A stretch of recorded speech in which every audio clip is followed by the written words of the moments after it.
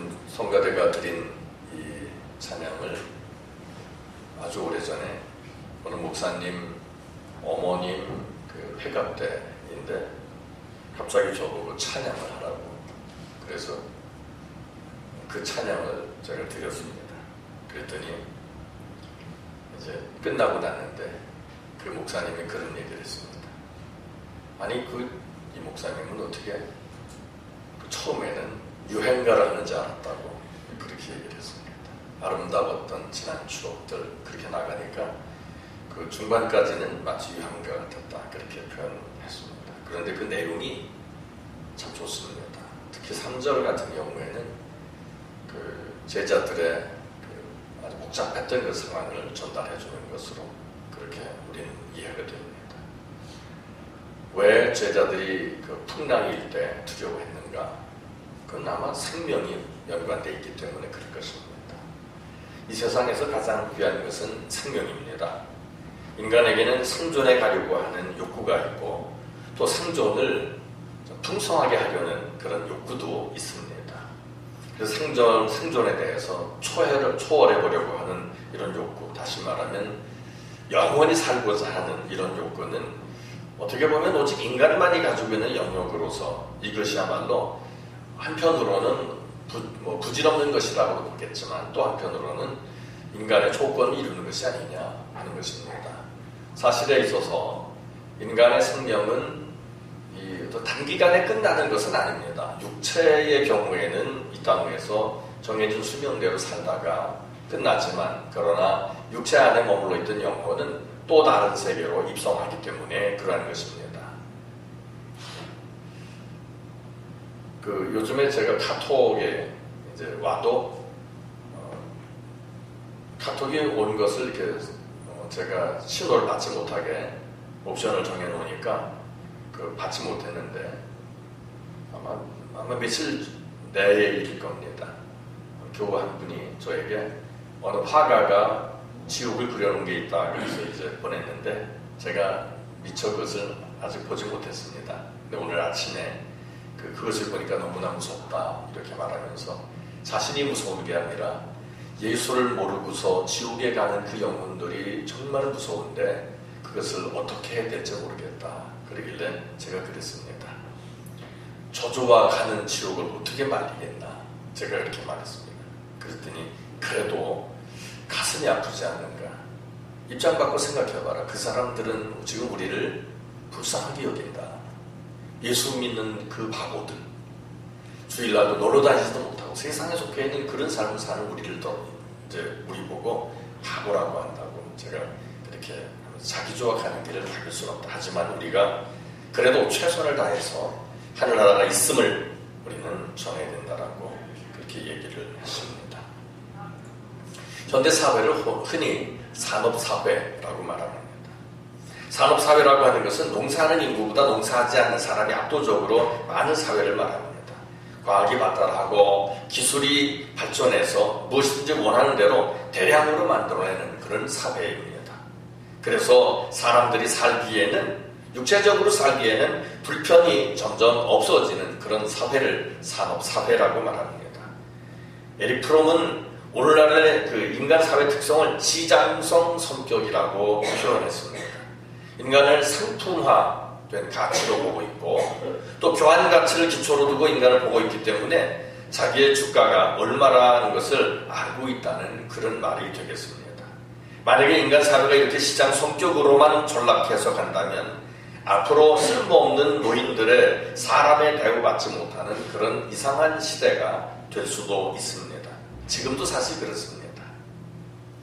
잘 움직이는 사람, 쓸모있는 사람들만이 모여서 최대의 능력을 가지고 움직이고 살다가 그도 역시 기운이 떨어져 쓸모없으면 밀려나 죽을 수밖에 없습니다. 요즘에 대기업은 대기업이 아니고 엘리트들의 무덤이다 이런 표현이 가능한 시대가 됐습니다. 왜냐하면 그 대기업에서 한 40대 초중반 되면은 이미 명퇴를 은연중에 권한다고 합니다. 그 이유가 이제 시장성이 떨어진다. 효용성, 가치가 이제는 퇴색해간다. 그런 말이 되겠습니다. 그래서 요즘에는 조금 덜 벌어도 좋으니 철가방이 어디 없을까? 그런 생각을 많이 하는 것 같습니다. 이런 사회는 인간이 왜 사는지, 그리고 철학이고 종교적인 질문에는 도무지 관심들조차 갖지 못합니다. 슈바이처도 우리 사회의 문명적인 위기를 인간들이 물질에 대해서는 관심을 두고 소유하고 소비하는데 몰두하고 있고 정신적인 면에는 소홀히 하는데 문제가 있다, 이렇게 그는 표현하고 있는 것입니다. 우리 사회는 기술 문명이 하루가 다르게 발전하고 지식을 따라잡을 수 없이 증대하고 있습니다. 하지만 우리의 정신사의 흐름은 병들어가고 있는 것 같습니다. 우리는 옛것과 새것에 대한 충돌이나 변화하는 속도에 적응하지 못하고 수동적으로 따라가는 사회가 되어서 생각 없이 흘러가고 있습니다. 엊그제 제가 그런 글을 읽었습니다. 그런 내용을 기독교 방송에 들었습니다. 한 분의 일종의 간증입니다. 외국의 가난한 나라에 아이들을 데리고 봉사를 가서 이제 밥을 퍼주고 하는 그런 일들, 음식을 나눠주는 그런 봉사를 했는데 아이들이 큰 은혜를 입더라. 근데 그 은혜 입은 게 뭐냐면 우리 자신의 위치가 어떻다고 하는 걸 깨닫더라, 그런 말입니다. 다시 말하면 우리나라에 있을 때는 부모 밑에서 어리광이나 피우고 불평 불만으로 살아가던 아이들이 그곳에 가서 봉사하고 오더니 하는 말이 우리는 너무나 행복한 환경 속에 있었다고 하는 것을 깨닫더라는 것입니다. 그런데 그것 얼마 가지 않습니다. 우리가 살고 있는 산업사회에서 사람이 살아가는 생존적인 차원에 대부분 사로잡혀 있습니다. 그래서 인간 실존에 대한 차원에 대해서는 거의 망각하고 그리고 상실했다고 봐도 과언이 아닐 것입니다. 사람은 모름지기 사람답게 살아야 하는데 동물처럼 생존만을 위해서 살아가면 틀림없이 인간은 생명에서 육체로 전락하는 것입니다. 하나님께서는 흙으로 지은 그런 그 사람 코에다가 생기를 불어넣으시고 그리고 생명이 되게 하셨다라고 창세기에서 말씀하는데 우리가 생명입니다. 그런데 이 생명이 그만 육체로 전락해버리고 만다는 것입니다. 다시 말하면 하나님의 생기가 거두어지게 되면 그냥 동물적 존재밖에 되지 않는다는 것입니다. 그러니까 이 세상을 살아가는 예수 모르는 수많은 사람들은 생명이 아니라는 것입니다. 하나님의 영이 상실된 사람은 생명이 아니라 육체입니다. 사람이란 스스로 결정하고 보다 높은 포괄적인 가치 선택을 위해서 지음받은 하나님의 자녀들입니다. 하나님의 자녀로서 우리는 사람답게 살아가야 할 것입니다. 하지만 세상은 먹고 마시고 춤추고 놀이하는 향락의 터전으로 변해가고 있습니다.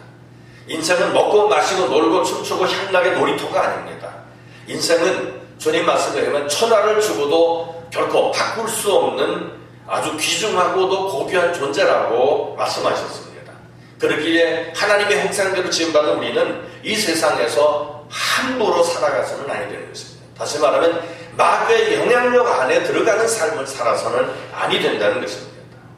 예수로 인해서 제2의 생명을 얻은 우리는 이제 값 있게 살아가야 합니다.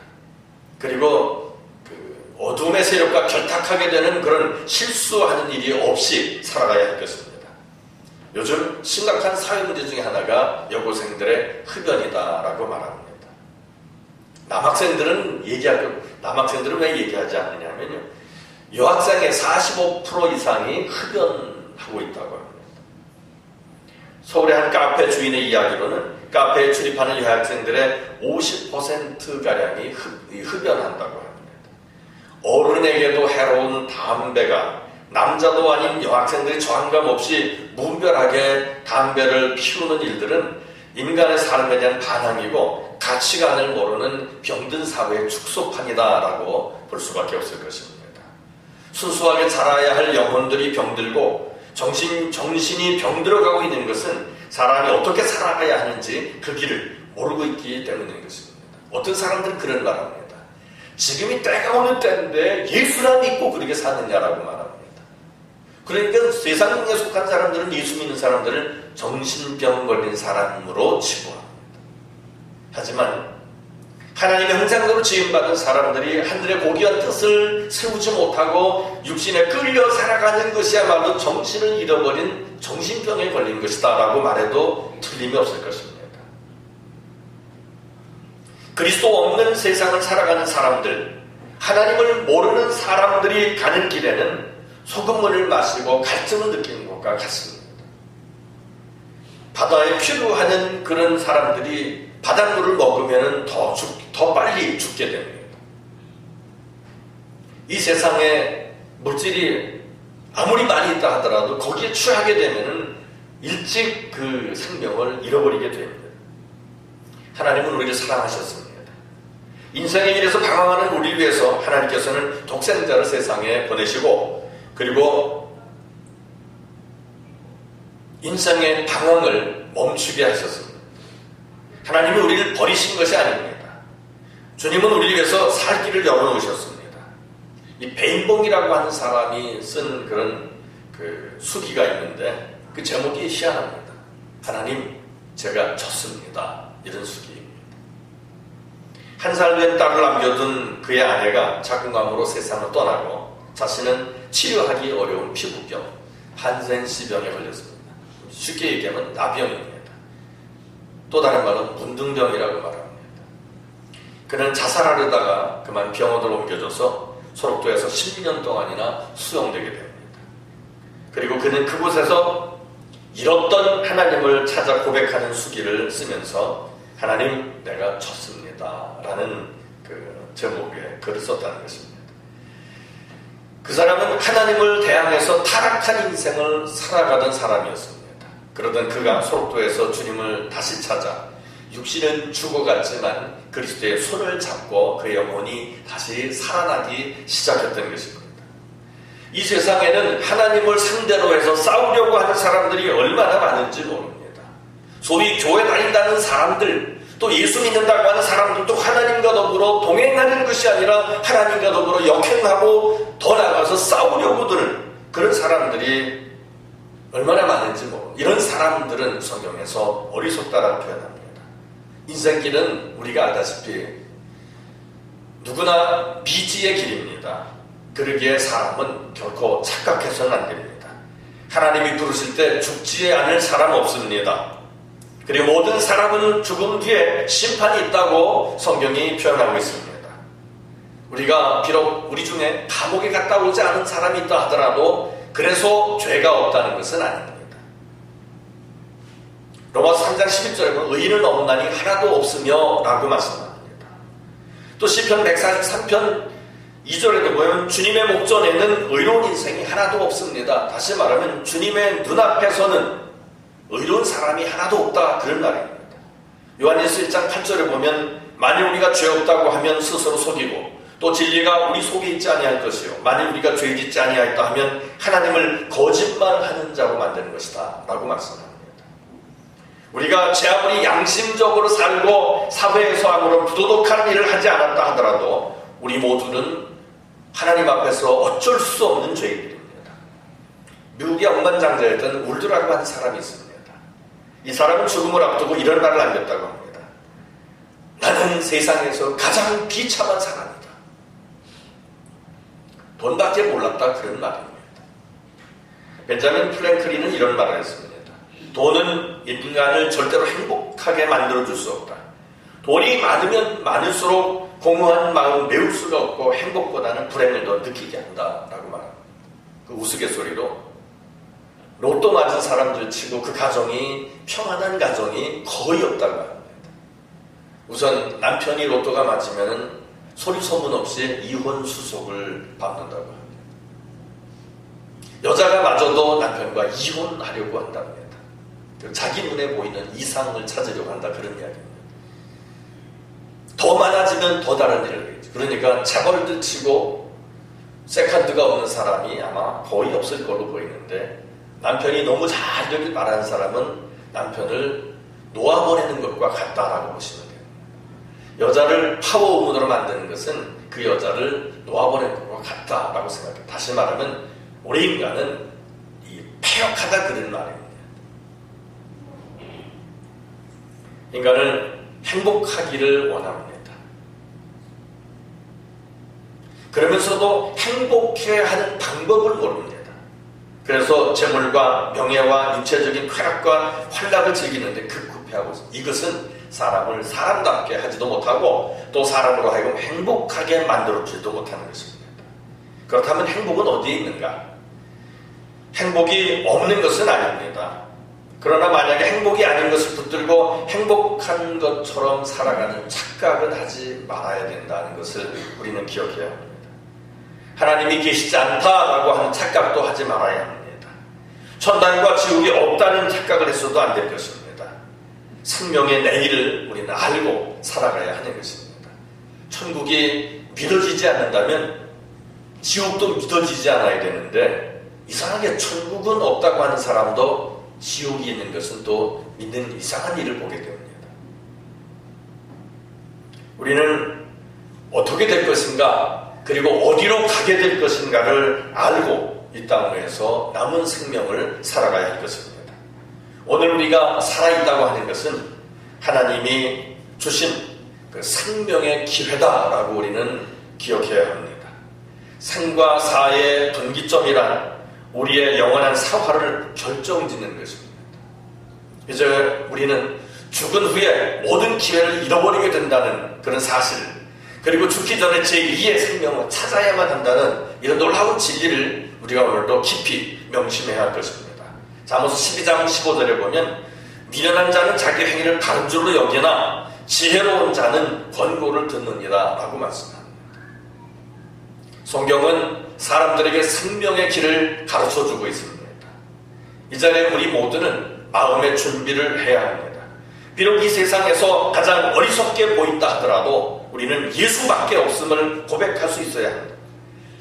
우리 주님은 우리에게 말씀하셨습니다. 내가 곧 길이요 진리요 생명이다 하셨습니다. 이 세상에 믿을 사람은 아무도 없습니다. D.L. 무디라고 하는 사람의 그 일화가 있습니다.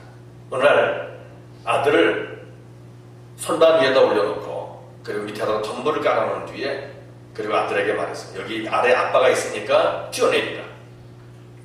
그리고 이제 아이는 아빠를 향해서 뛰어내렸습니다. 근데 아빠가 받아주는 게 아니라 싹 피해버렸습니다. 그래서 되게 충격을 받았습니다.